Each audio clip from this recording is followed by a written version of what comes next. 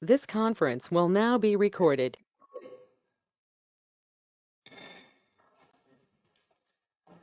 Welcome to the February 13th South Whitehall Township Planning Commission meeting. Please stand for the Pledge of Allegiance. I pledge allegiance to the flag of the United States of America, to the republic for which it stands, one nation, under God, indivisible, with liberty and justice for all.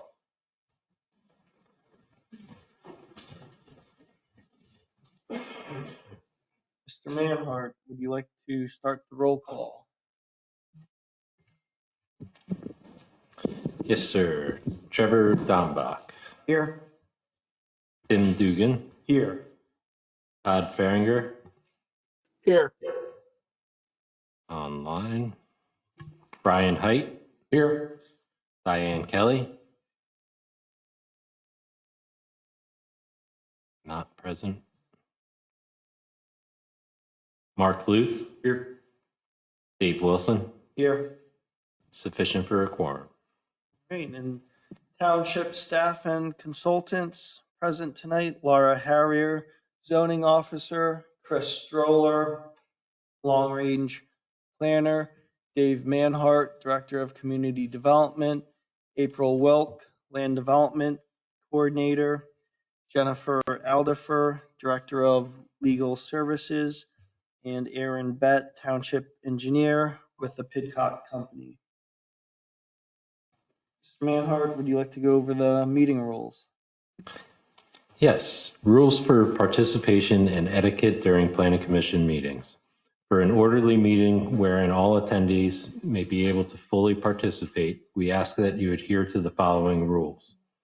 In order that both in-person and remote attendees may hear all comments or questions, all in-person attendees will be required to use microphones at all times. We request that remote attendees please mute your microphone or telephone to avoid background noise that may cause interference in the meeting and make it difficult for others to hear. Staff may mute the microphones of remote attendees if needed. Might have to work on muting the police department. Public questions and comments will be taken at periodic intervals throughout the agenda. We will start with no time limits, but the Planning Commission chairman may impose a time limitation if there are many questions or the meeting is running short on time.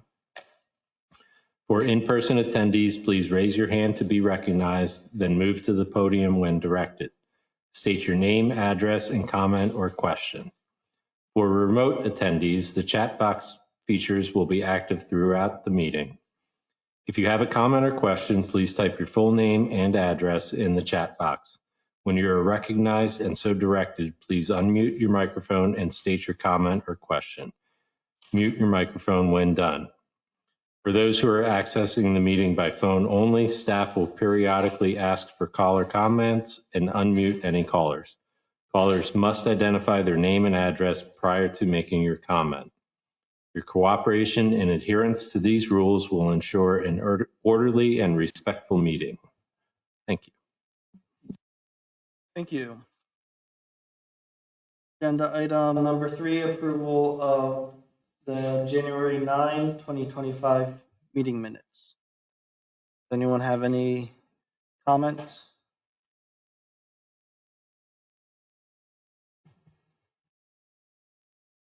I'll make a motion to approve as submitted. I'll second. Those in favor? Aye. Aye. Those opposed? None opposed, so moved. Agenda item number 4, review of meeting rules and possible motion to adopt. Manhart? So we've been discussing the meeting rules, and in order to be consistent with the rules of the Board of Commissioners, we propose changing the third paragraph that talks about public comment. The Board of Commissioners had, I don't know if it was by resolution or motion, adopted rules that limits comments to 5 minutes. So that's been incorporated into the meeting rules. And the opportunity is always there should we need to enforce the 5 minutes, but at least as we read them into the record at the beginning of meetings, public would be aware that that's the limitation. We want to scroll to it on the screen. I could practice reading it. Does anyone have any comments, thoughts, suggestions? I don't have any comments on this particular part of it, but I remember when we were over in the old side of the building, we used to have the sign-in sheet out in the lobby, and I think people would see it better than where it is. I appreciate the sign, but maybe have it on a table in the lobby as people walk through, especially if they walk in the back door, in the back room. Yeah, the sign-in sheet, and I think the meetings where we had large attendance and large crowds, we had a speaker sign-in sheet, and then we had an attendee sign-in sheet. So we had the two sheets. I suppose if we have another big project and we have a lot of public, we may want to institute that again. The attendance sheet is, we haven't really had to use it lately, but it's if people want to be included in the public notice so that when we send postcards out, we have their address and information, assuming we can read it. But I think it's just like when it's in the corner there, Yeah. when people are walking through the door, they'll Yep. be looking at the chairs and they won't notice it. Yep.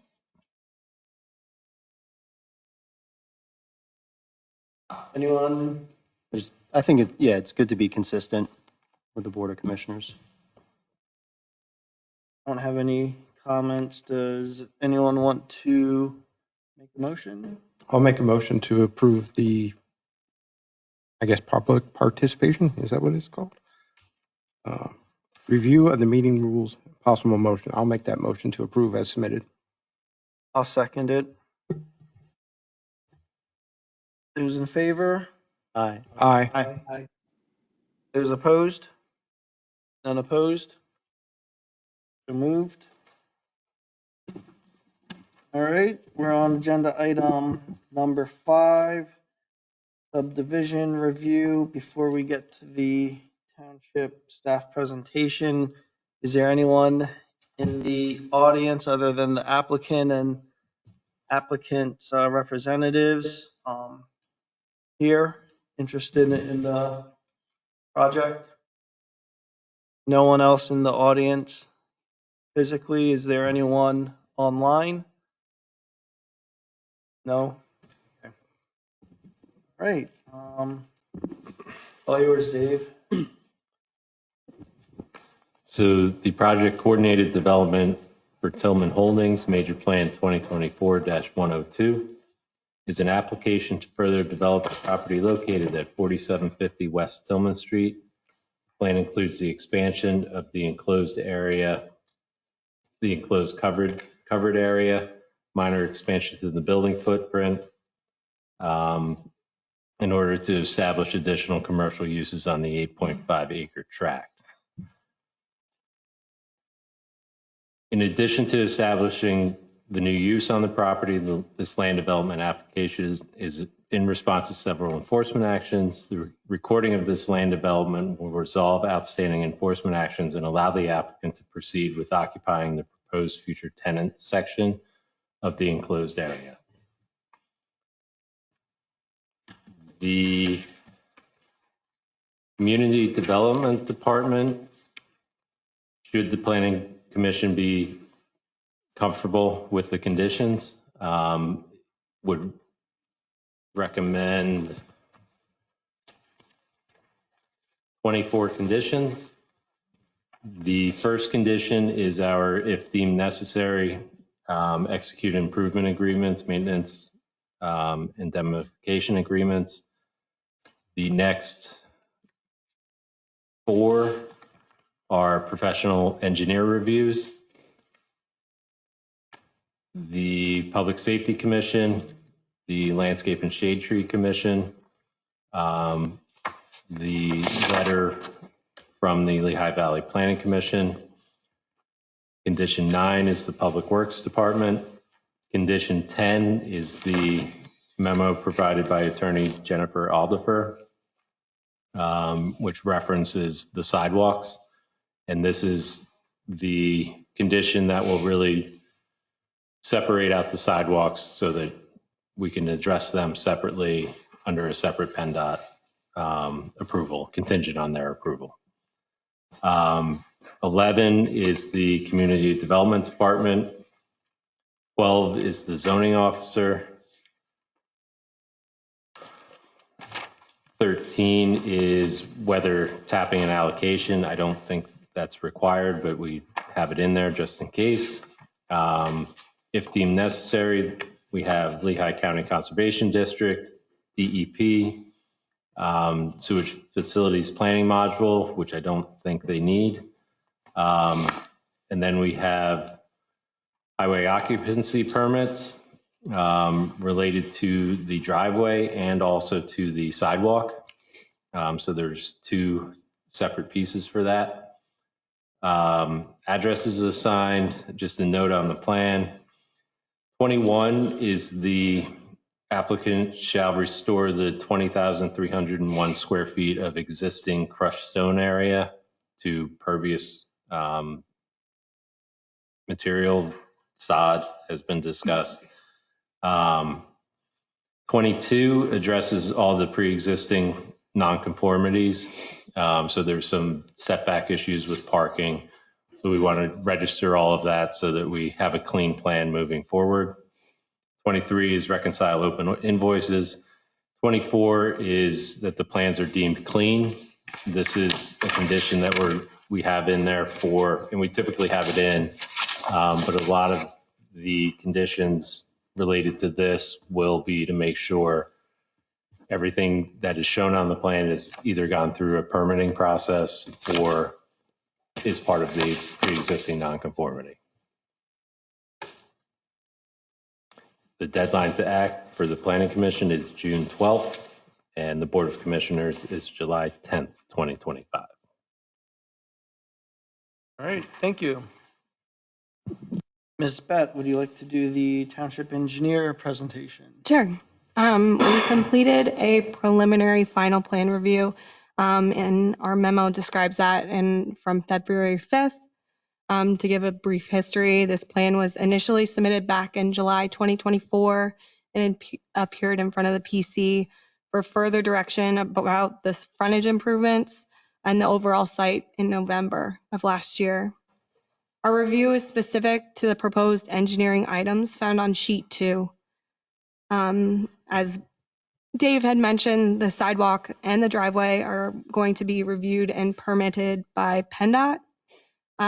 Within the memo, there's a brief kind of description about the proposed impervious coverage being below 10,000 square feet of impervious, which hits the exemption for a stormwater management full-blown review. So we're requesting a small narrative, and actually we discussed with Bill earlier this afternoon of what we were kind of looking for. It's a small narrative to confirm that the project wouldn't impact the neighboring properties. The remainder of the comments are minor drafting revisions, and there are 11 items listed in the waiver and deferral request letter. We understand there's a couple outstanding issues within township staff and maybe co-consultants as well. But based upon our engineering review, we don't feel that these items would drastically change the plan moving forward. So therefore, we recommend engineering approval. Thank you.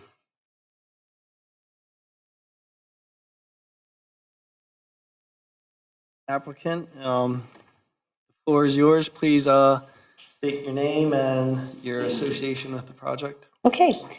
My name is Julie Wagner Burkhart. I am land use attorney for Tillman Holdings LLC, the property owner for this project. And As was stated, this project is located at 4750 Tillman Street. It primarily, the improvements that you see on the plan that is being reviewed, largely those improvements already exist on the site. This has had a long history and dating back to, decades ago, where the original land development plan was submitted, and then a few years ago, a coordinated development plan was submitted. And from then until now, there have been a lot of improvements made to the property, and we're kind of catching up to the permitting required for some of those improvements. In the packet that I know has been distributed to everyone, on page 3, it kind of shows really the focus area of the expansion improvements. And then in addition to that, there is an ATM walk-up facility that is being located in the front parking area of this project as well as part of this phase 1. As was stated, we were here November 14th to kind of just go over what we considered to be a list of required waivers and just have some general discussion with you to get feedback. And one of the items that came out of that discussion were the frontage improvements, including sidewalk and curbing. And since we met with you in November, there's been some progress on that. We have had some preliminary discussions with PennDOT to determine the feasibility of those improvements, and that's being reviewed. So we have met with the township as well to sort of hash out how we may best address that. And I think we've come to some terms that make sense. Once PennDOT has fully reviewed and offered a recommendation on what they would approve, we will either we'll put up an escrow for those improvements, build the improvements, or defer the improvements until such time as PennDOT will allow them to be built. So those are the 3 main options, I think, that, but they're all being reviewed, and I think we've figured out a good way to address that. In addition, as was noted, as part of this whole process, there have been some existing nonconformities that have been identified. Since the last meeting, we have made registration of those nonconformities to the zoning officer. And so I believe that we're caught up, at least with what we are required to submit for now relative to those. And we did receive all of the review letters that were from each one of the consultants, and we do believe that we're in a position to be able to comply with everything. And so we are here tonight to request a recommendation of approval and also seek some waivers. I'm going to turn the mic over to Bill Erdman to kind of go through those waivers, because I think there are some adjustments to the waiver letter that you have. I think we're going to be omitting 2 of those requests, but otherwise, he can go through that with you and take you through the plan a little bit more in more detail. Starting with the waiver request letters, as indicated in the review of our waiver request letter, we will drop waiver request number 11. The township engineer has determined that it's not necessary, so we'll delete that from a revised waiver request letter. Based on a conversation with Aaron and Tony this afternoon, we will drop waiver request number 5, which basically relates to storm drainage and E&S control. However, let me footnote that with a request. On the conditions of approval, item 14 requires submission to the Conservation District. In the discussion with the 2 engineers this afternoon, I said my biggest concern with that, why I requested the waiver initially, was the need to go to the Conservation District, and they both iterated that's not necessary. Just simply going to the district with the fees and so forth, there's probably $3,000 of expense. That buys nothing other than just the review.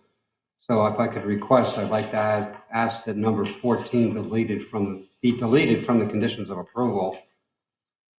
And then again, we'll drop waiver request number 5, provide the brief description narrative of the minimal amount of improvements and the fact that there's no storm drainage issues. But I would ask for relief, if you will, of condition 14, which requires submission to the Conservation District. Yeah, and in terms of submitting an ENS plan to the Conservation District, the earth disturbance for this project is pretty isolated. The earth disturbance is not extensive. Yes, an ENS plan is required. State code does not require it to be reviewed by the Conservation District. We have a great township engineer. Hickok Company has a plethora of engineers that can review ENS plans. The Conservation District right now, in my opinion, they're severely understaffed. They have a backlog of reviews, and it could take 2 months to do a review for what is a relatively small erosion control plan, in my opinion. Engineer Bett, do you have any thoughts in terms of your capabilities to review it and Sure. not needing to submit to the Conservation District? Sure. We talked earlier, based upon the square footage of all the improvements and the earth disturbance required by this, we understand the ENS plan would be required on site. So during construction, if somebody were to come out there, definitely would want somebody to have an ENS plan. But yes, we can take a look at it for sure. And we had discussed that with Bill. As far as the conditions, I think Dave had mentioned some of these are kind of like a catch-all, and being that if deemed necessary in the front half of the condition, we would have that discussion and understand, that would not apply. Okay, I know it says if required. I just wanted to clarify that hopefully at this level at the Planning Commission, you will agree it's not required, and then it can move on to commissioners. But it does say at the beginning, if required, it has to be the Conservation District. I'm only one person, so in my opinion, like I said, the earth disturbance is it's a very small, isolated area. You may need some silt socks and inlet filter protection. Right. How does that then relate to waiver number 9? Where, So that would be an ENS plan. and that would just be reviewed by Pidcock. We would do a general cursory review. Yeah. So just a quick comment on the earth disturbance. When the restoration of the 10,000 square feet occurs, is that something that would require ENS? Because it is a large area, there'll be. Yes, it would be ENS, but it wouldn't trigger that MPS Okay. permit. Got it. Thank you. Yeah, the silt sock or something along those lines, along the bottom half of it is what would be reasonable. And again, we have no problem with doing that. It's just the submission itself is $3,000 of cost.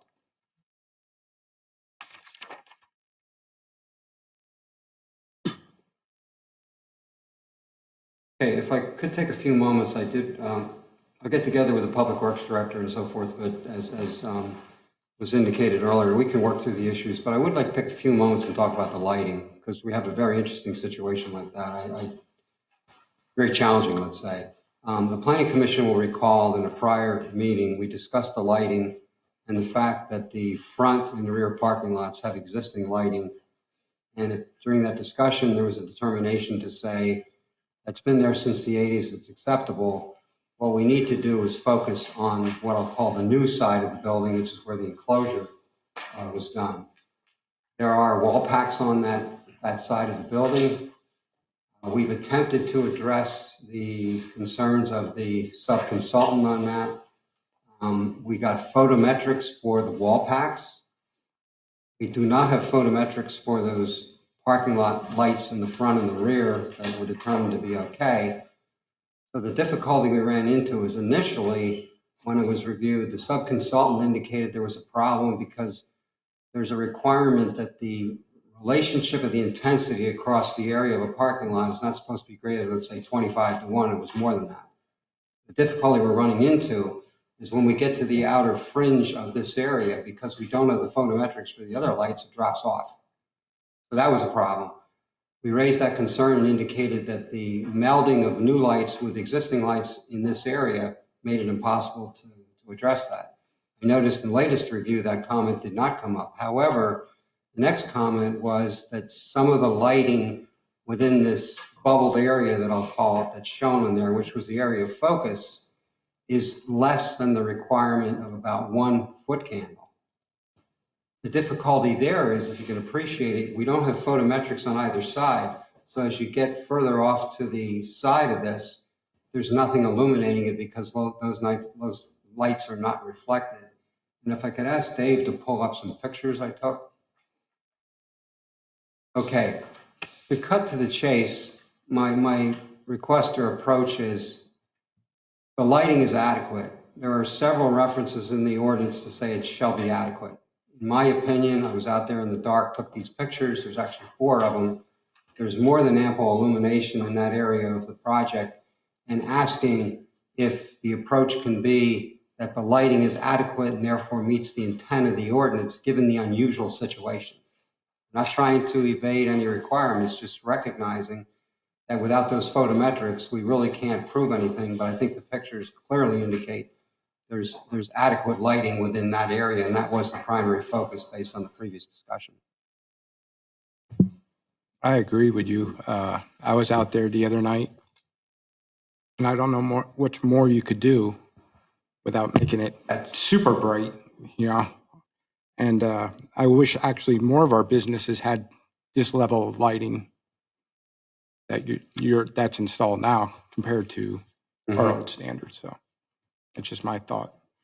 So where that takes us, I'm not sure, but Right. I just wanted to have a discussion about that because that has been the biggest challenge on the project, is trying to meet the conditions. And I can honestly tell you, if we have to go by the book that's being referenced by the sub-consultant, we will not be able to meet that condition without photometrics.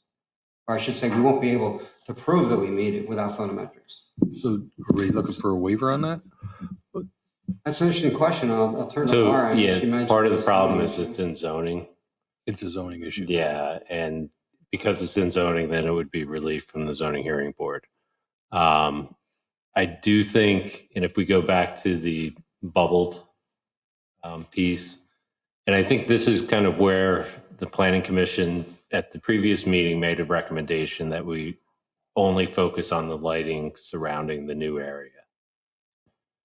The bubble that's on there is just kind of a square around. And I think the question is if that was changed to only meet the conditions of the 1 foot candle or 0.1 or whatever, is the planning commission comfortable with that approach? So that we're only focusing, that would kind of focus the intent of the comments to only look at the area of the new lighting. So there, if you look at I don't know if you can see it on the screens, but there's lit areas in the corners that are below that foot candle.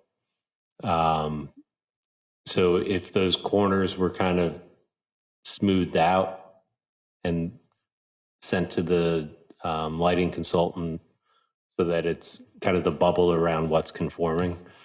That might be a way to address the planning commission's concern of having the focus only being on those lights and also address the concerns of the lighting consultant for consistency with the ordinance. So it seems there's photos. Mr. Height's been out there. I don't want to speak for anyone else, but it seems like it's lit up pretty well. And this is a matter of presentation on a plan, and like we're getting it. We might be missing the forest for the trees here. It's lit up. I tend to And- agree. It's a retrofit is what Yeah, it really and truly that's is. And some of the challenges Short with of this. sawing up the parking lot and installing new lighting out there, which adds to the, infrastructure. And I mean, I tend to agree. I think with what they've had to work with, they've done a fine job of lighting it. But I don't know how to get around it. Yeah, I and think is it as simple as, can you modify the plan to block out some of the foot candle labels that aren't necessary? I think It's that's, as simple as doing that on the plan. yeah, and I think if that bubbled area contains all conforming lighting, then the lighting consultant can sign off on that. Yeah. Except for the fact that he still needs the wall pack. But he did Cheap, also but- request information on the poles, to make sure they meet a regulation, And and the- those poles are the Well, existing those, poles. we talked about those. And the poles are part of the nonconformity. So we're registering those as the nonconformity. So when it goes to the lighting consultant, he knows not to look at those. Yeah, so if you took into account some of those existing lights, you could bump up those foot candles as needed to meet the requirement. I think you have to adjust it on the plan. And Well- it's a condition to satisfy the lighting consultant. So that's already in, and that's in all of our conditions. So Does the lighting consultant listen to any of these meetings we have, or do they live in a bubble and completely ignore us? Yeah, I mean, I think it's one of those situations where if it doesn't meet the number, then they didn't meet the number and I'm not going to approve it. There's no, Yeah, like they, I can they think use the some issue here common is that sense? the zoning ordinance is also at play here. Yeah, And so, yeah. I mean, we That's- can't we have do to, things that are in the purview of the zoning hearing board. Right. So to the extent that the plan shows items that violate the zoning ordinance, that's a problem for us because we can't move forward with plan recording with a plan that shows that. yeah. So we have to figure out a way to show what conforms, and that's part of the purpose, as Dave said, with the nonconformities application, and potentially only focusing on the bubbled area and the lighting there.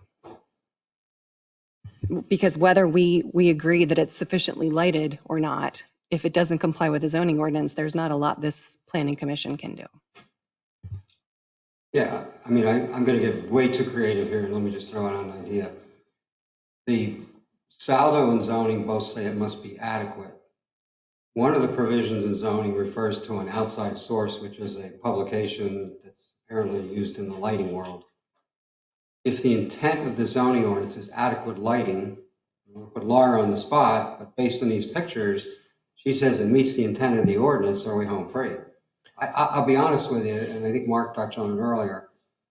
I have a significant concern with getting by that subconsultant. I truly do. I've dealt with him 3 times now, and it's like a moving target. And I'm very, very concerned about trying to work this thing to come up with the one. I don't know how easily that can be done, but I'm just very concerned about that. I don't know if that approach is the intent, the underlying intent of both saldo and zoning is it shall be adequate.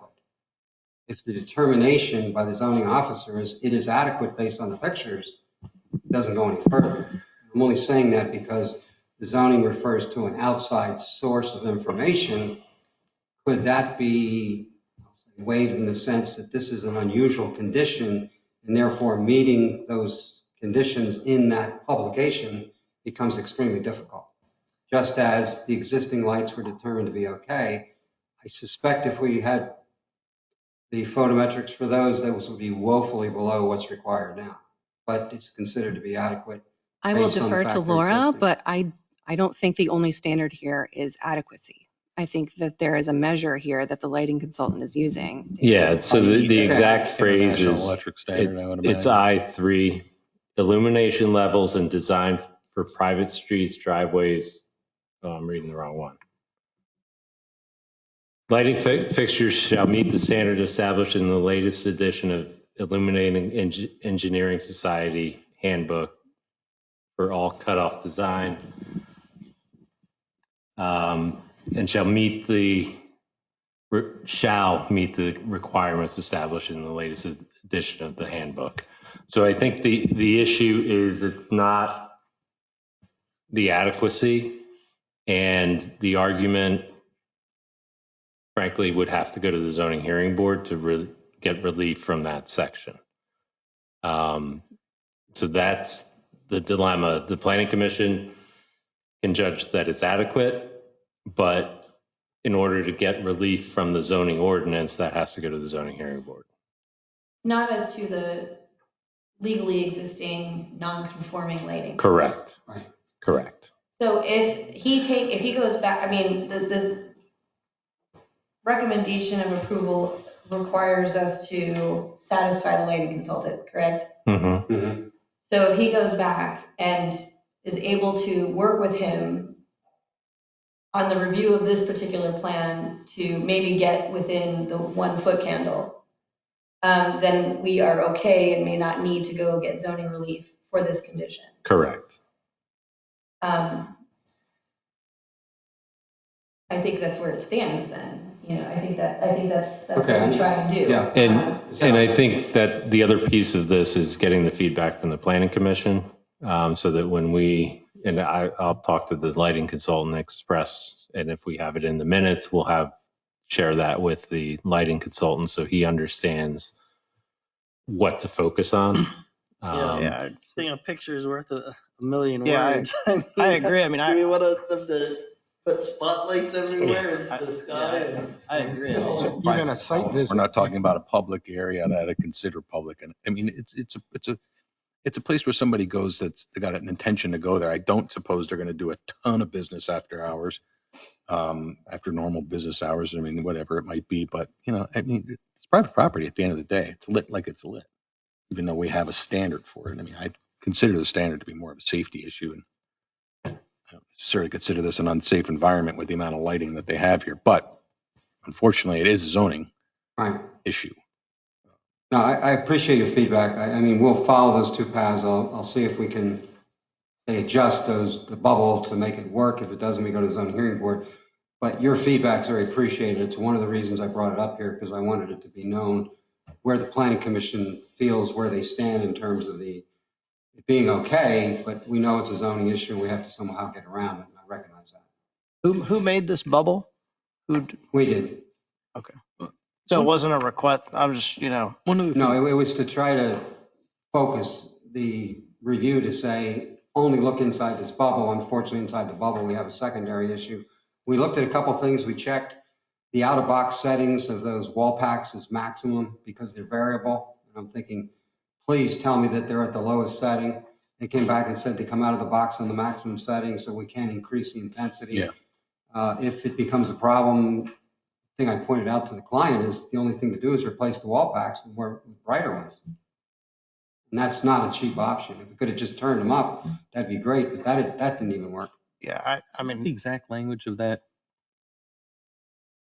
shall and must and the rest of it for illumination. 350-42.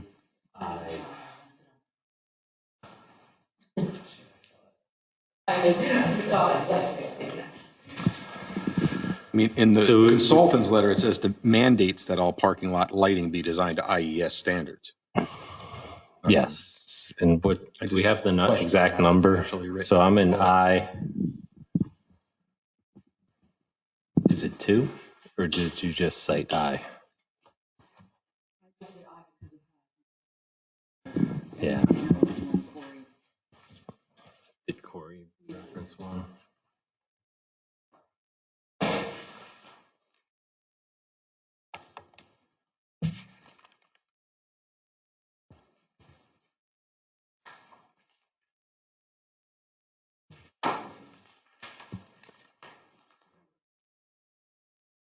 So I2 is lighting fixtures shall meet the standard established in the latest edition of the Illuminating Engineering Society Handbook for full cutoff design. No fixtures with exposed lamps or candle power distribution above the level established in the IES handbook for full cutoff design shall be permitted. This requirement applies to pole-mounted and wall-mounted luminaries. 3 is illumination levels and design for private streets and driveways shall meet the requirements established in the latest edition of the IES. I think between 2 and 3 is where that manual is referenced.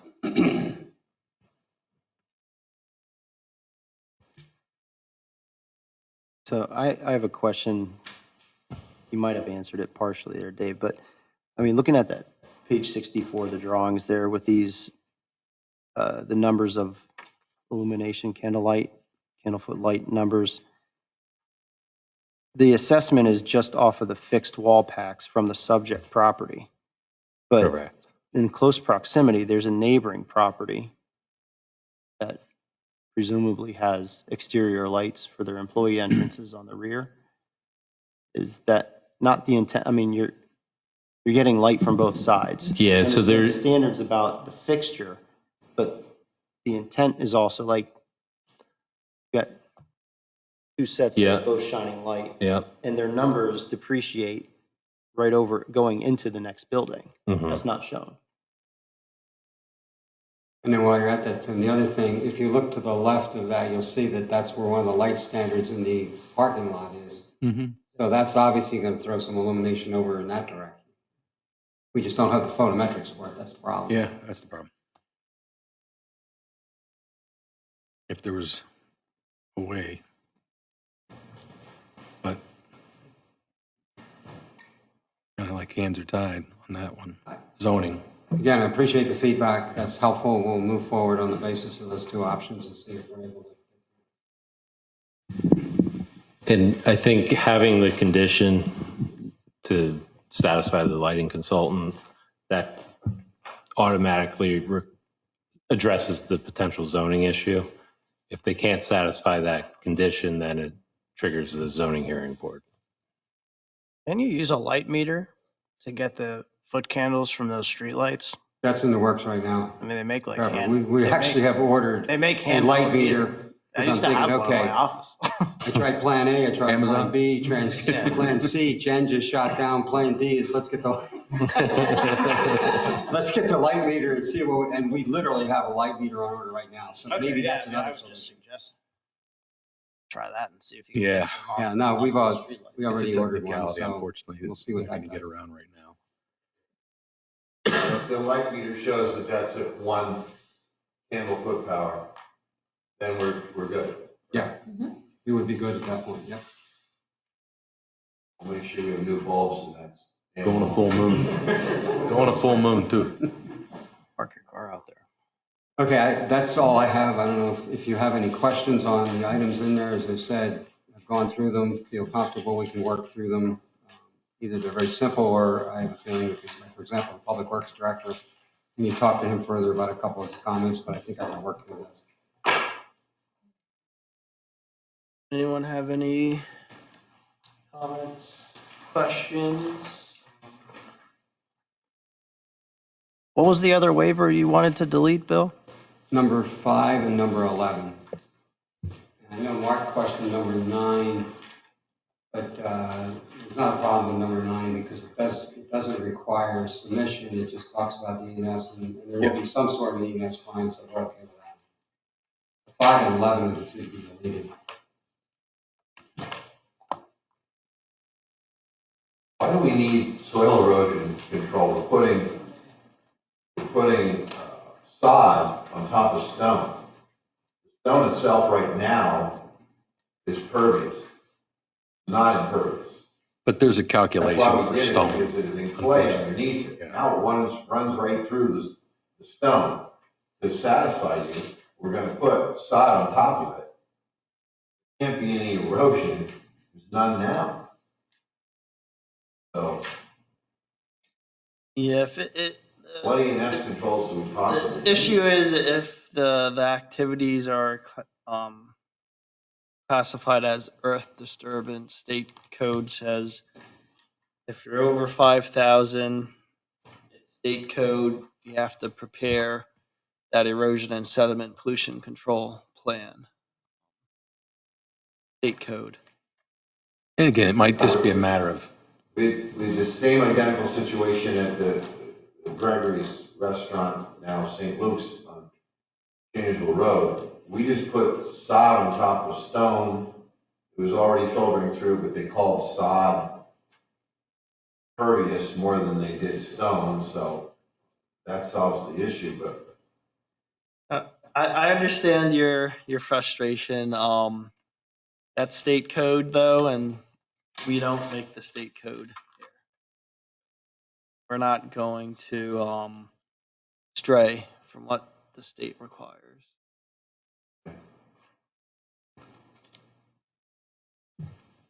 I have a question regarding waiver 10, the relief from providing street trees. I understand the recommendation from the Shade Tree Commission, and I agree with it, but I want to know why the previous trees were taken down that were there in 2016. the trees that were there were affecting, the front of the property is a retention pond. Uh-huh. And the roots from those trees were affecting the retention pond. So would this plan cause that same problem to come up again? We're not putting trees in the front now. Putting trees throughout the rest of the property, but not near the retention pond. Okay. yeah, that whole The other front thing is, bank. where those trees were, I think when PennDOT finally figures out what they want to do with the sidewalk, which is going to be fair to figure out how to put it in there, but that's their job. Right. And I think that the trees would have interfered with the sidewalk as well. And that's why the request, Brian, is for the location of the trees, so we have flexibility to move them around as comes out of this process with PennDOT and everything else. Understood. Okay, thank you.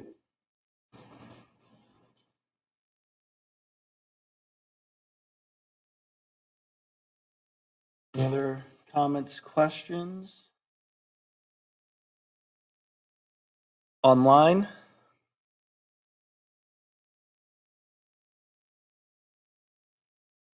No one in the audience here? Is there anyone in the audience online? Is that a no? I don't think anybody was on.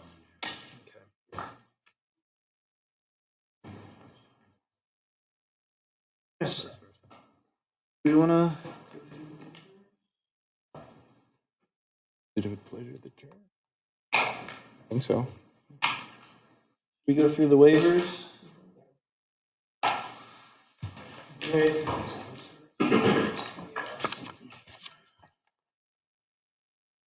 All right, so on the Pidcock Company letter, it's page 9.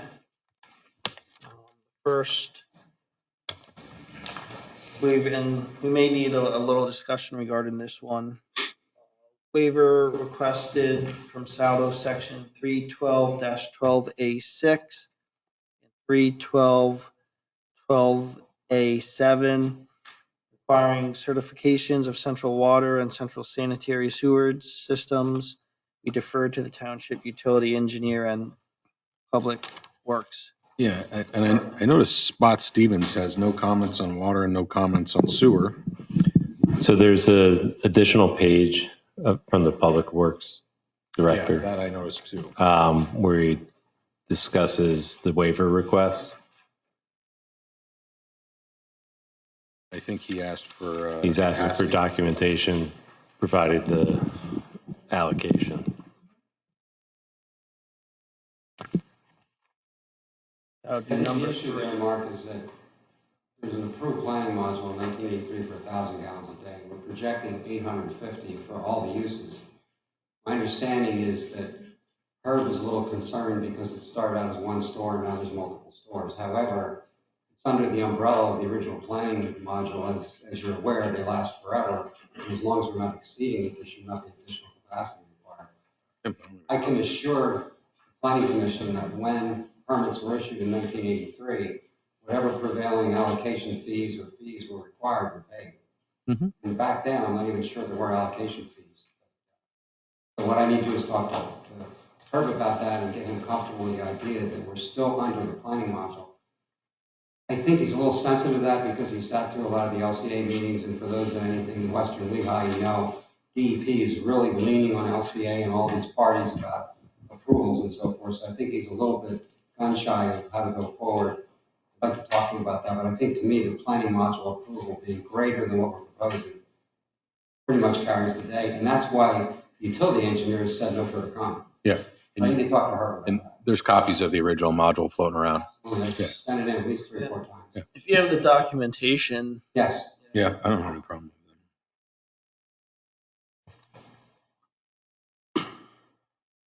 If you're inclined to grant the waiver, I would suggest conditioning it on providing that documentation. Yep.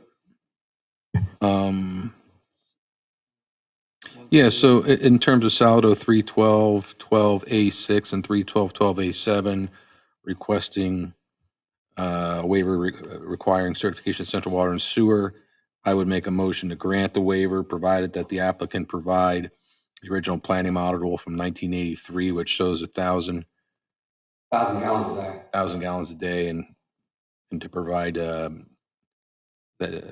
calculations that they're around the 800 to 850 mark. Second.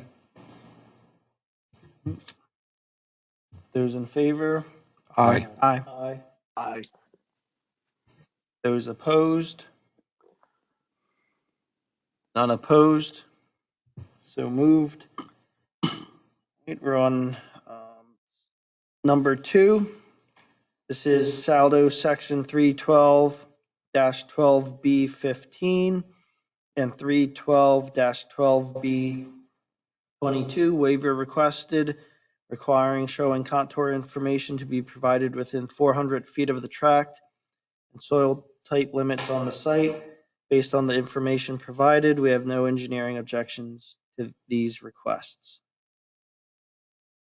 I'll make a motion to grant the waiver to Saldo 312.12B15 and 312.12B22.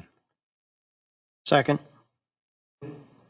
Any further comments? I would just like to add that these are just pictorial requirements on a plan to show site conditions 400 feet away from the property. And it's not unique. According to our annual report, we've done this 7 times previously. I believe we had a motion and a In a second, yep. Second, yep. Those in favor? Aye. Aye. Those opposed? None opposed, so moved. Number 3, Saldo Section 312-12B19 and 312-12B20, waiver requested, requiring showing significant man-made features and location, character, and elevation of any building within 100 feet of the site. Based on the information provided, we have no engineering objection to these requests. I'll make a motion to grant Saldo 312.12B19, 312.B20. Second. Those in favor? Aye. Aye. Aye. Those opposed? None opposed, so moved.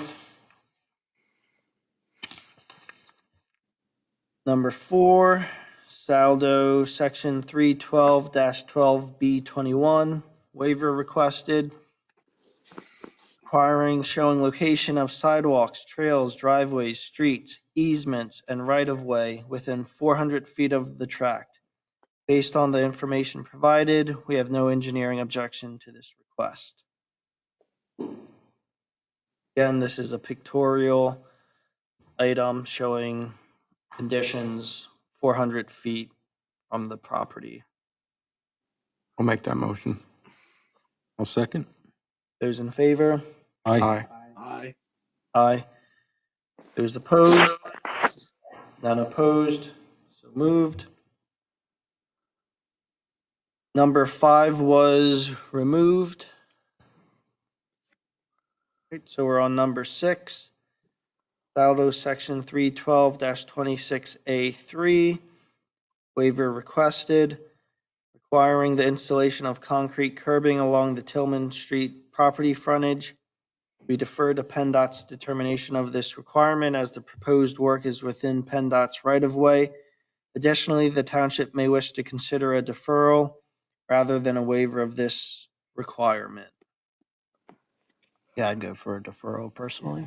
Typically, do deferrals. Does anyone want to make a motion for a deferral opposed to a waiver? I'll make that motion. Have a second? Second. Those in favor? Aye. Aye. Aye. Those opposed? Unopposed? So moved. Number 7, Saldo Section 31226A4, deferral requested requiring the installation of sidewalk along the Tillman Street property frontage. We understand the developer has discussed this issue with the township, and staff and further coordination will be required. In this regard, we defer to township staff and PennDOT's determination of this requirement as may be applicable. I'll just add that that relates to condition number 10 in my commentary.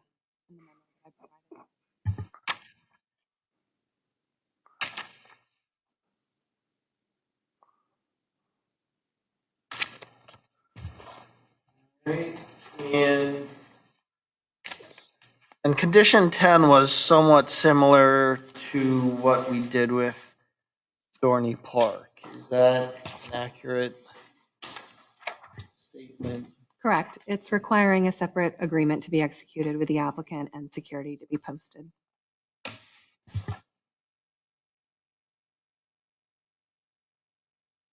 Anyone have any questions about number 7?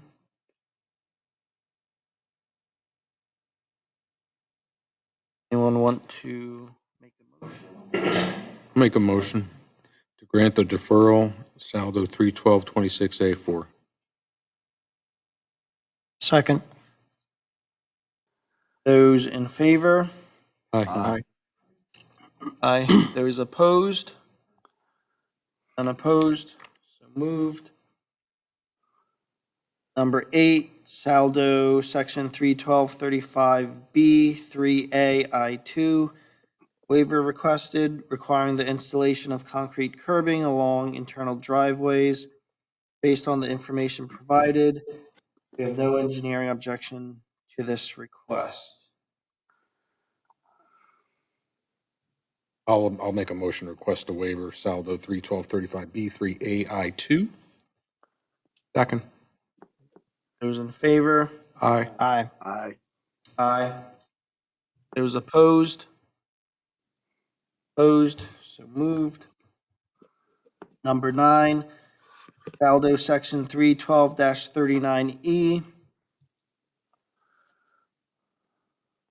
Waiver requested, I believe we discussed this item, requiring soil erosion and sedimentation control. We do not support this request. Based on PADEP Chapter 102.4, written erosion and sedimentation plans are required to be submitted for land disturbances of 5,000 square feet or greater. I believe we just got, at least my opinion on this one is state code requires. They're going to submit an ENS plan to be To be submitted, but if I could footnote that, to be submitted to the township and the township engineer for review, not conservation district. Correct. That's the key. I mean, I have no problem with that, wiping that off I think it was 14 as a condition. Yeah, it's 14.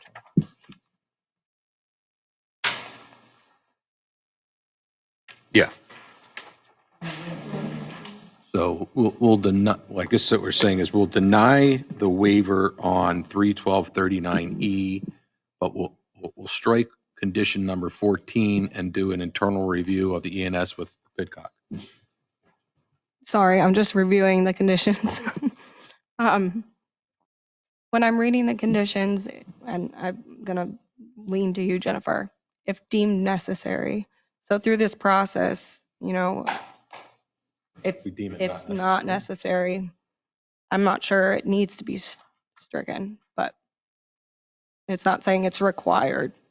I'm Perhaps a modification to the condition itself would satisfy you in that if deemed necessary, the LCCD could remove it, or if determined to be, if staff determines it to be adequate for Pidcock to review, then that would satisfy the same. But it would be up to staff to determine if it needs to be or to Pidcock reserve the same option. I mean, can't we just make it easy and say 14, submit an ENS plan to Pidcock Company? My concern is that Aaron seems to be saying that what if something happens down the line and it is determined to be necessary that LCCD. Disturbance, yeah. Yeah, correct. But if the plan changes, they'd have to come back in for Correct. review anyway. Yeah. Yeah. So- I mean, Yeah, it's depicted on this plan. Sure, I would agree with that. I'm just thinking, I don't want to go down the line. I understand if something drastically changes, there will be a revised plan submission probably in the works within that. Why don't we just put that bracket around it too? I don't want to complicate it any more than it has to be. Yeah, I agree. If, I guess, you could probably leave it the way it is, at deemed necessary. Yeah, as long as there's an understanding that based on the current plan, it doesn't need to go to the conservation district. I'm Yeah. fine with that. We can work through with the engineer. and So staff on we that. could That's make, not a we could problem. make the waiver request as denying the Saldo waiver from 31239E with the understanding that it would be a local review with Pidcock Company versus LCCD unless something extraordinarily changes on the plan and it would require LCCD. and that is actually occurs in other municipalities. You don't have to submit it, a small project like this. Conservation. We had something similar at Cracker Sport and Bulldog, the Jewish school there. It was a similar thing.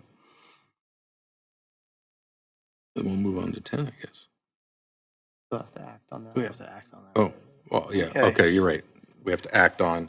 You want to? Yeah, so we're denying the waiver for Saldo 31239E as requested, but we'll support a Pidcock review of the ENS plan unless determined that it cannot be reviewed in-house. That's fine. I'll second that motion. Those in favor? Aye. Aye. Aye. Aye. Those opposed? None opposed? So moved. Ten. Sorry, David, to interrupt. If I could jump in another time before you deal with it, just let me point out that if you go back to the actual waiver request, this last sentence says, we request a waiver regarding the location of the street trees. But that should be clarified that this is a waiver for location only. That's what was in our waiver request letter. We're not asking for a waiver of putting street trees in, we're asking for a waiver of where they're located. Thank you for that. All right, number 10, Saldo section 312-40C1 waiver requested. And it's relief from the location of street trees along the Tillman Street frontage. So to reiterate, providing is crossed out and replaced with location. Relief from the location of street trees along the Tillman Street frontage. We defer to the township staff and shade tree commission. I'll make that motion. I'll second it. There is an additional comment in the Public Works review regarding this particular request, number 2, on page 12. I assume the applicant had seen that and reviewed that, and just making sure that you're in agreement with those Yes, yeah. conditions. Yeah. That's a no, we Okay. have to put And all shade trees have to be maintained in accordance with the shade tree ordinance. Oh, it's all in favor. Those in favor? Aye. Aye. Aye. Those opposed? Unopposed, so moved. Number 11 was removed. Right, that's all the waiver requests.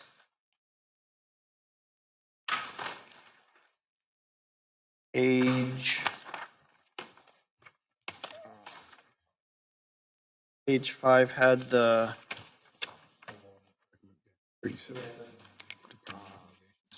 conditions, 24.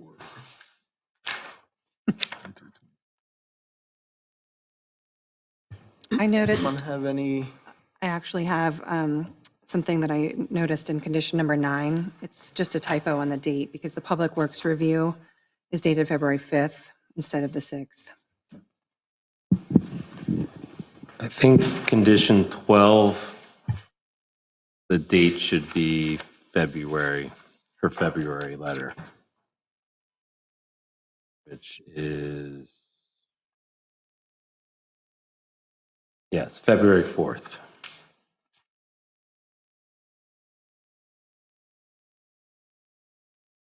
For the 2025. Yes. And we're going to leave 14 as it is, 15 necessary. And then how did we do this last time with this many? Did we just approve 1 through Contingent on 24 as 24. opposed to Subject each to the individual- each conditions. individually, right? With the Yeah, notations as noted discussed. dates. Yep. I'll make a motion to approve or recommend to the Board of Commissioners approval of Tillman Holdings LLC Phase 1 Major Plan 2024-102 with the 24 conditions as discussed at. I'll second. Those in favor? Aye. Aye. Aye. Aye. Those opposed? None opposed, so moved. Thank you for your time. It took a Thank little you. longer than I thought, but it was worth it. Good luck. Good luck with your light meter. Remember, full moon.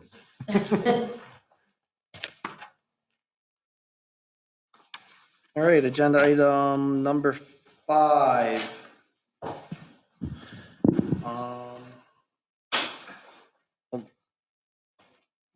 Number 5, Draft Planning Commission Annual Report.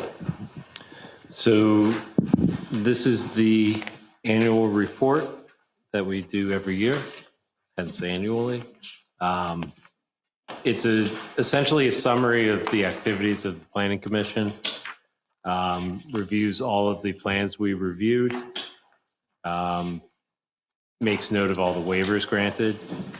The Section E, there's just a summary. It kind of gives an idea of how projects went along through our process, how many times they appeared before the Planning Commission throughout the year. The following pages are just each individual meeting summary. This year, I added a section F, which reviews the saldo sections that are commonly granted. This is something that has come out of previous experience with zoning hearing board reviews or annual reports where they make commentary on sections of the zoning ordinance that may need to be updated. So I think it's appropriate for the Board of Commission or the Planning Commission to make note of those that are commonly granted. Should we make changes to saldo, these are some that should be considered as we're going through it.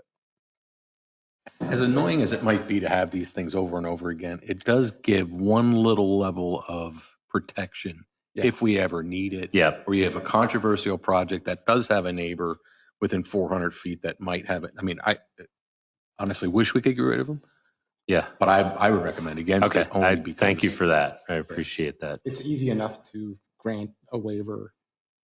Yeah. I mean, we Okay. don't even have to think about getting rid of some of those. I mean, they're just easy to give. Yeah. It's not controversial to grant it, but it does give this It covers board and you us. guys a little bit of protection against And a controversial project.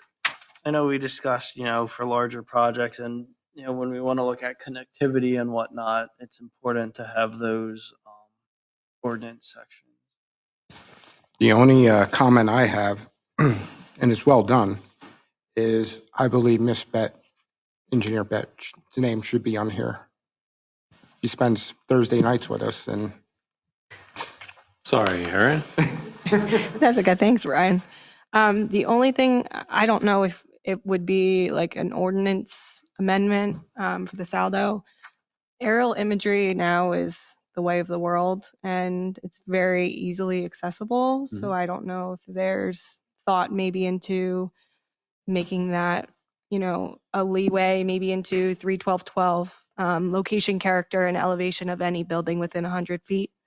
I mean, that could be something, but it could be further discussed. Yeah. it could be depending on how often it's updated and the source you're using. Yeah, and it certainly comes in handy for land developments and major subdivisions when you have an aerial that you can reference. Yeah, it's interesting. I mean, certainly something up for discussion, and a lot of people are providing it regardless. Right. Yes. We do quite a bit now, Yeah. where we just provide an aerial underlay. Some of these, Eliminates a lot of questions. Yeah. some of these items it wouldn't trigger, such as like contours or, I don't know if it's storm sewer right away. That's something that's a little bit more looked into, but at least maybe give them a bone, I guess you could say. Yeah. To think of something there. Do you want to go? No, it's nice review. Seems like we did a lot more than that, though. Feels like. So the other piece of this, I'd like Chris kind of review is the implementation, the first page of the. So, yes, as Dave mentioned, we had all the activity there, and then item B, we talk about the comprehensive plan update. The big thing we talked about last year is the first look at the reexamination report. So instead of kind of going into all the detail here on what we've done since the comprehensive plan, we just kind of highlighted that we're doing this reexamination report. And that gives us kind of the opportunity to look at the status of the implementation of that, some of the items that we did look at as far as implementation last year. We looked at the environmental related advisory boards, kind of the old air pollution board, the old green advisory council, the EAC that was there but wasn't really active, and combine that into the new environmental advisory council, which has been up and running since I think about June of last year. The township adopted the 2024 Lehigh Valley Hazard Mitigation Plan that was prepared for the Bi-County region. We adopted that as the official hazard mitigation plan for the township. We also adopted the South Whitehall Landscapes Plan towards the end of the year, which is the township's resource protection plan. And as I mentioned, the reexamination report, which gives us that opportunity to review what has changed or what we need to talk about or consider as far as land use discussions from the initial adoption of that plan. Area C is the highlight of the goals presented from last year. So the 4 bullets there: continue educational outreach to the community. I think this one comes up a lot in our annual report as kind of a goal. I don't know how much we really did that much last year, but what we're doing now is staff is working with the Lehigh Valley Berks section of PA American Planning Association, and we're trying to plan with the new local government services person from PADCD on doing a community outreach event on basically like planning 101 or the land development process 101. There's a ton of materials out there. And so we have a meeting tomorrow with the DCD staff person to start talking about what we can kind of compile, what the scope of this could be. And I think it fits in really well with this board's goal of trying to get to the community to help them understand what you guys do here every month, how to understand the citizens' role in the process, and what can and can't be done. So would love to have involvement from anyone who wants to be involved in this. And then we were hoping that South Whitehall could be one of the host municipalities for when we would do an event like this, and would love to feature, some of you on maybe a panel or something to kind of talk about that. So early on, but we'll continue with that. DCED, that's Department of Community and Economic Development. So they have the kind of local government services division, and they help with a lot of the planning guides. So they do like a guide on municipalities planning code and a guide on certain planning tools. And there are several section planners. So we have a new person who is, I think she's designated for just the Lehigh Valley. Oh, and Southeast. Okay. And so she helps municipalities with looking at grants or tools that DCD provides, but also they're trying to ramp up their outreach. So it's a really good opportunity for us to kind of tap into what she wants to do and bring it here to a local level and meet the needs that we've heard from everybody about trying to help the community understand the process a little bit more. So any thoughts you might have, or if you want to be more involved, definitely just reach out to me, and we can kind of start with the planning of that. On that same note, the continuing ongoing Planning Commission member education. Last year, I think we offered out some of the PMPEI courses. Those have been stalled, I believe, this year. I don't think they're offering them locally anymore. But as staff comes across things. Oh, Mr. Height, do you have an update on that? Stay tuned. Okay, excellent. There's stuff in the works. So excellent. So, and as we hear about more opportunities and what we can, I think, staff, we can certainly try to advocate for whatever you all need or would be interested in.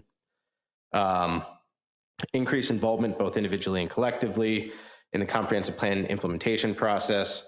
A lot of the stuff we did last year was kind of ongoing. It wasn't a lot. It was more like high level planning, like we said, the resource protection plan and so forth.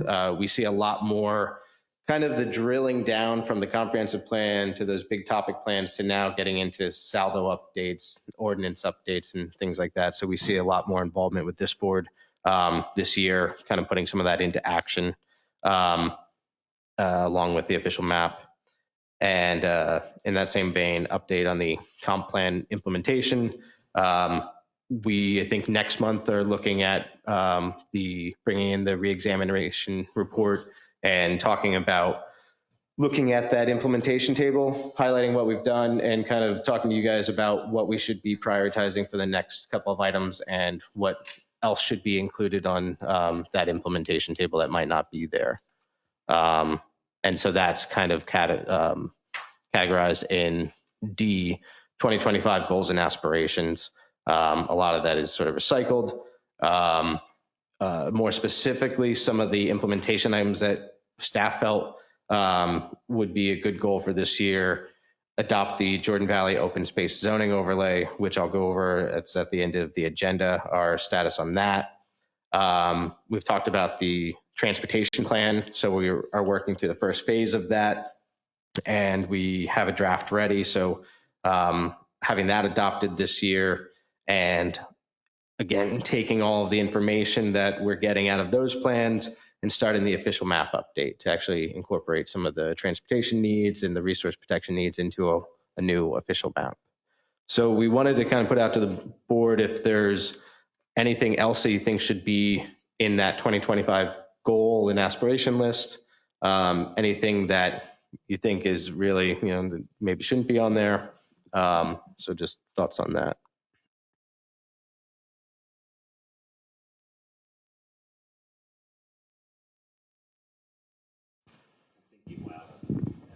Very good enough.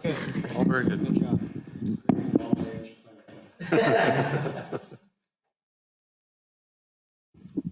So without hearing comments, we'll take the draft off, and for the next meeting, we'll have it for adoption, and then we'll forward it on to the Board of Commissioners.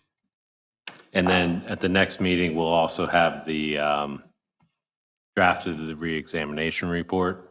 So it'll kind of piggyback off of this. And again, that was trying to do it around the anniversary of the adoption of the comprehensive plan, so that we could kind of keep those two separate. Thank you. Agenda item number 6, transportation infrastructure update. I don't really have a lot to add. We received, as some of you on the PC might have also received, the draft South Whitehall transportation plan this morning. So we'll be reviewing that, but I really don't want to steal Chris's thunder, so you can take that away. Yeah, I think, as I mentioned, we're working through that draft and getting comments from the steering committee. And one of the things we're going to talk about is how we're rolling that out for the adoption process. But I think a couple of members of you are on that steering committee. And then once we get that initial feedback and looking at the implementation items, we'll bring it to this board and get your thoughts on it. Just another quick transportation related update. The bus shelter out in front of the campus has been installed. So that's kind of a nice thing that we've worked with Lanta on. So now there's an accessible route from the bus shelter to the library and to the municipal building. Great. Thank you. Agenda item number 7, direction and discussion, Jordan Valley Overlay website overview. So we've talked a little bit about the Jordan Valley overlay, and just to kind of reiterate what we've been doing here in the comp plan, in the landscapes plan, we talked a lot about the Jordan Valley, which is kind of the northern area of the township. Not a lot of utilities available there. It's a biggest concentration of some of our resources, ag and natural features, and a lot of historic features as well. So the thought was to look at this area, develop an overlay ordinance that kind of puts into place some of those goals that came out of the comp plan and landscapes plan, looking at preserving open space, finding a way to strengthen sort of our crossroad villages and allow for some of the historic features that are there to be incorporated into developments, and really just create options for good types of development here. And by having it as an overlay, it gives us an opportunity to be a little bit more engaged in that process.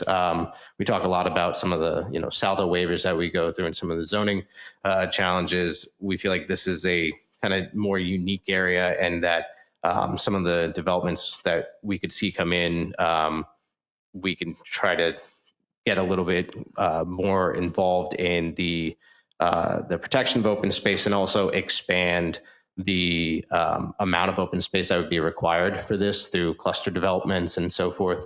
So we put together this sort of little hub page that talks about what the Jordan Valley is, what the intent of this zoning ordinance is, and kind of what an overlay is as well. This is really geared more towards larger parcels, because the concepts are more for that, what could allow like a cluster development. And so we see this as something that there's very few landowners of large parcels here, probably only a handful. But we still want to make sure we provide a lot of outreach to the public about what this could mean. So this hub page is live now. We have a link to it from the website. It talks a little bit about the comprehensive plan, how we work through like the land use plan, and the idea of using place types to identify sort of how we direct some of our planning and potentially zoning updates. these place types here, open space, agricultural, rural, and conservation subdivision, are the place types that we identified for that Jordan Valley area. The purpose of this Jordan Valley overlay really builds upon the idea of conservation subdivision.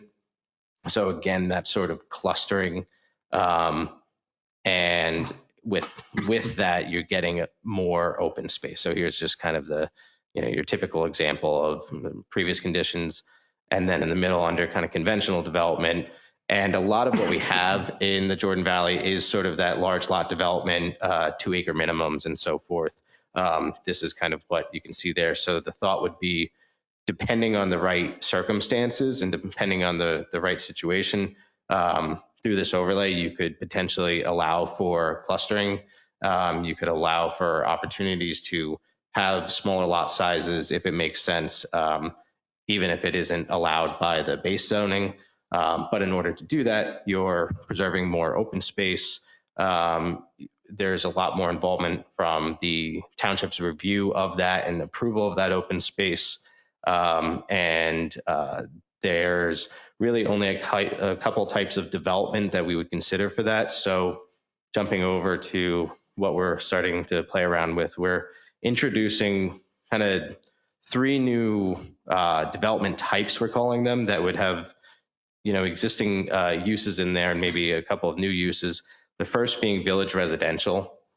So this is starting to think about kind of your traditional neighborhood development, but built off of a lot of open space surrounding the area, incorporating some passive open space, whether that be through farm fields or natural areas, but then more of your active open space in that development for people to use, developing off of kind of like a central green, incorporating low impact ag. So this is kind of the opportunity for things like a market farm, where you have, a farmer who might have a large farm there and then the development coming up next to it, but being able to have a small farmer's market or an area for them to sell their product, or have like an ag related business there that isn't too much of an impact to the community, but actually more used by the community.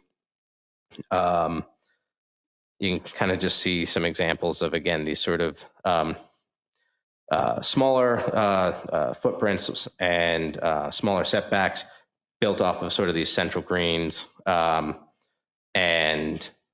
then the other development type is village mixed use, which is incorporating, this is kind of building off of that historic Crossroads Village, where you have sort of that locally serving commercial.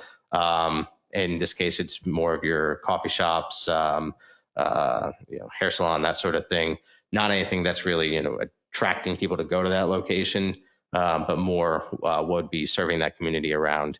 And again, it's all focused off of that kind of community-oriented centerpiece surrounded by open space, and incorporating things, pocket parks and some civic open space.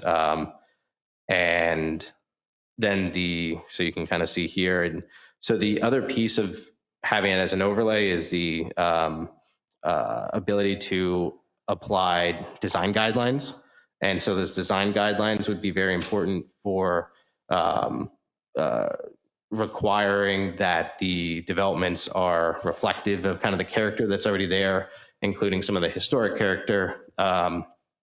And it gives us a lot more involvement in the types of development that we would see. So you can start to see, just examples of different types of architecture. And then the final development type is what we're calling planned industrial. So this is really kind of looking at, there's a large section of the Jordan Valley that is currently zoned industrial. So respecting kind of the property rights that are there, the idea behind this is that it would still look at industrial use, but it would be planned in a much more concentrated fashion. Again, kind of the idea of that clustering, specifically for this, very heavy on the buffers, very heavy on the required open space surrounding it. There's a lot of opportunity to have some of this development be, shielded, and have less of a visual impact to the surrounding area. And again, in order to tap into this, you would be required to have a little bit more open space. All of this kind of pulls in pieces from the South Whitehall Landscapes Plan, where we talk about some of the natural resource preservation. We're putting in some provisions that really require some of that and require a little bit more approach to management of the property and preserving specific areas. This gets us away from sort of the first look at a property and the development is put where it wants to be put, and then what's left over as, quote, the open space is kind of the floodplain or the undevelopable section. So kind of jumping back to the conservation subdivision idea, for the requirements that we're looking for this overlay is that there would be required contributions to our conservation open space, we're calling it. And within that, then you have your development area. So for example, it's kind of hard to see here, it's starting to cut off, but what's outlined here in blue is where the development would be. In this case, it's the mixed use, or this actually looks more like the village residential, oriented closely. And then as part of that, we would also have a requirement for a civic open space. We talked in the landscapes plan about the differences between civic open spaces, which are intended for people to use and intended to benefit the developments there. And then the conservation open space is more of your natural areas preservation, ag preservation, and so forth. And so that would be a much larger percentage of the development project. And So for the development space, is there some guidance? Will there be guidance provided? Because I guess my concern is sometimes when it's left open-ended, where there's like complete discretion, the township, they start asking for golden roads and stuff, and it's never pursued because the requirements to do that development area are we're only asking for silver. and we've been working through kind of the ordinance, and feel free to jump in. I think part of it, we've been relying on existing saldo provisions for most of it, and the things that we're adding to it, or we're starting to add to it, are more geared toward the land itself and the management of the land and the open space. Because again, that's kind of where we're calling it the Jordan Valley Open Space Overlay. No, I just had a question. If this specific overlay is to have open space, to preserve the open space, and you're offering industrial along with the village residential, are you going to consider lessening the parking requirements, especially for an industrial use where our parking requirements are so over the top now?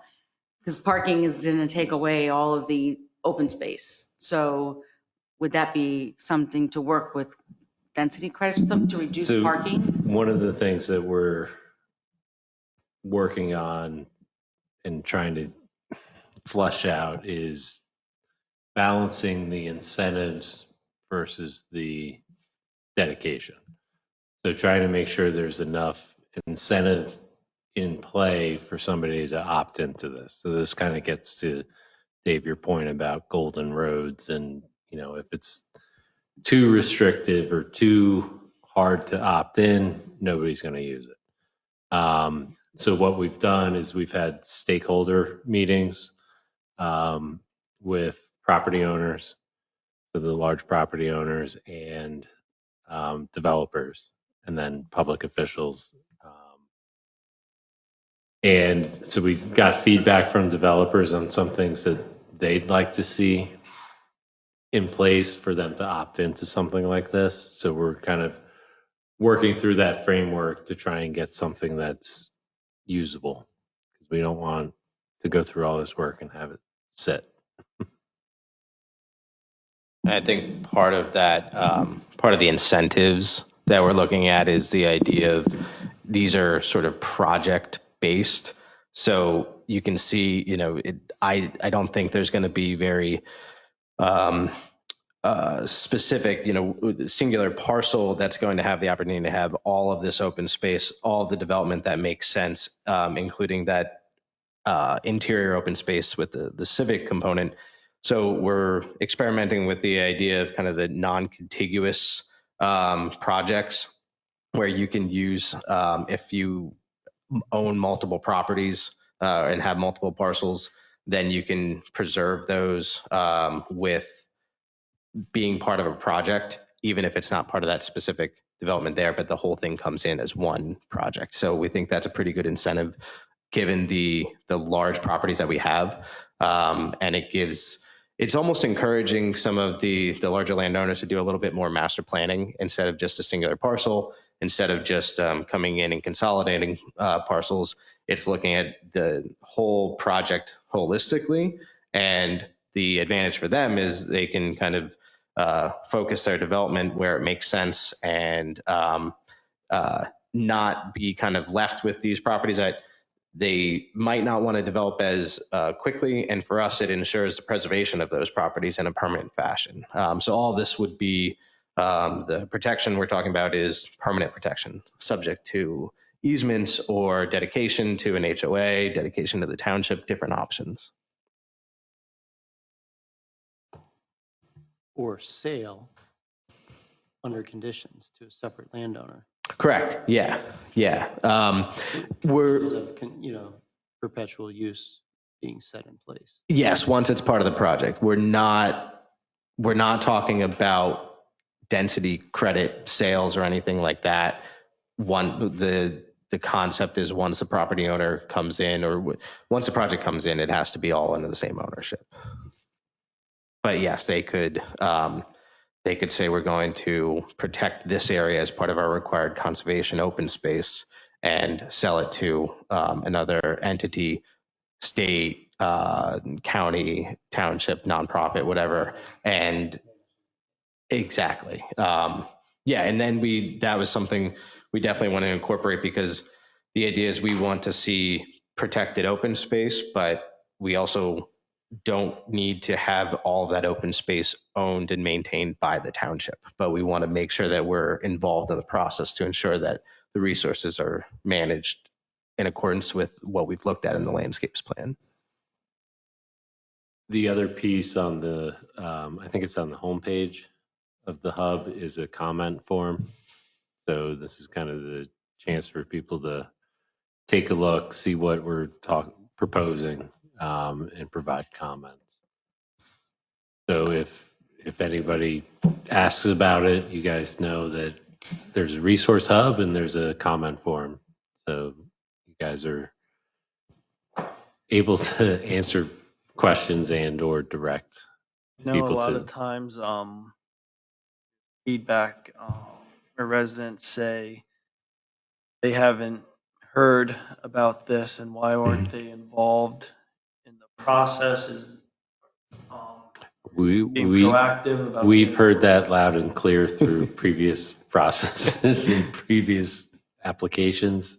And that's kind of, we're building off of the comp plan where we did a lot of outreach up front, and all of the plans and projects that are coming out of that have gone through that large public engagement process up front. So these are all, this specific project is directly in response to a lot of that public input we got through the comprehensive plan process. In your defense, I mean, it's relatively human nature that we as public servants put the information out far and wide 1,000 times, and you're still only going to get a fragment of the population that's going to grab it, look at it, until there's something in their backyard, and then the ship has sailed by that point. Yeah, and I think for this, when we get to the ordinance adoption, there's going to be a ton of notice required. And we'll have to figure out how we're going to do that. But that's when it'll show up in people's backyards for sure. And we'll surely hear about it. And that's why we wanted to kind of create this hub too, so that we could have a good landing spot to be prepared for, to kind of give the full picture for that. So it's not just, oh, here's the ordinance, go read the ordinance. Because I think we've seen that can be tough for, residents to comprehend what's in there. And we encourage feedback in some of our communications as well. I mean, it's easy for us to kind of sit here and say, oh, this is what people need to know. So if you find that there's certain things that we should definitely kind of continue to add to this or consider as we do roll out more to the public, you guys are a good bridge to what people might need to see. Yeah, and so this is the first time really looking at it for you guys, but if you want to take a peek at it and have other additional questions, Chris and I are always available. I took a by look all at it, excuse me, this afternoon, and I went right to the overlay explanation because that's going to be Mm-hmm. an individual C overlay. It's going to be controversial. Mm-hmm. I think we could, or the township could enhance what is a zoning overlay Mm-hmm. to actually cite how it would be beneficial to South Whitehall, not just a generic, try to sell some home rather than just a generic planning description, which is good, but I think you need to, why are we doing this for the benefit of the township, not the developer? Yeah. Or coexist together. Yeah, that's helpful. I think a lot of it is kind of baked in our, initial discussions of getting to why we're doing this overlay. But I think, for someone looking at it for the first time, they might not fully understand. And if they Google South Whitehall overlay, they're going to get. Oh boy. Yeah. So let's. Yeah, we thought Mitigate the about, damage. is there anything we could call it besides an overlay? But that's the tool that it is. And that's part of the reason we started calling it open space overlay. Mm-hmm. Yeah. So this is live. We're going to do a little bit more on the website, I think, to kind of push this out. And as Dave said, if you have any questions, we're happy to talk.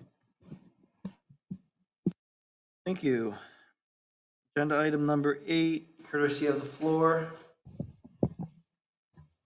So we've received 2 applications for next meeting.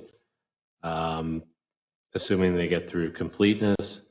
We have the Parkland School District Transportation Center as a sketch plan.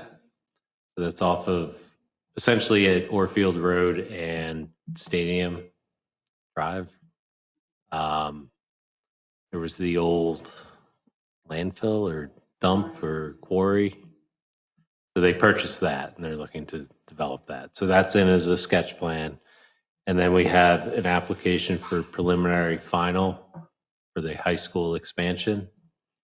I haven't had a chance to look at the plans yet, but my understanding is they removed the stadium piece. So they're really looking at those modules in the back and the expansion of the bus parking areas.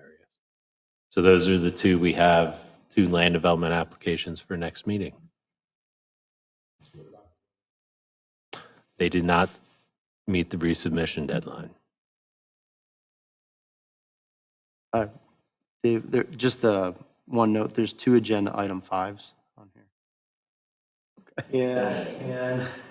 Oh. We added. Yeah. All right, last agenda item. Well, I guess before we move on from courtesy of the floor, is there anyone online? All right. Last agenda item, adjournment. So moved. All right. Thank you, everyone. Good night.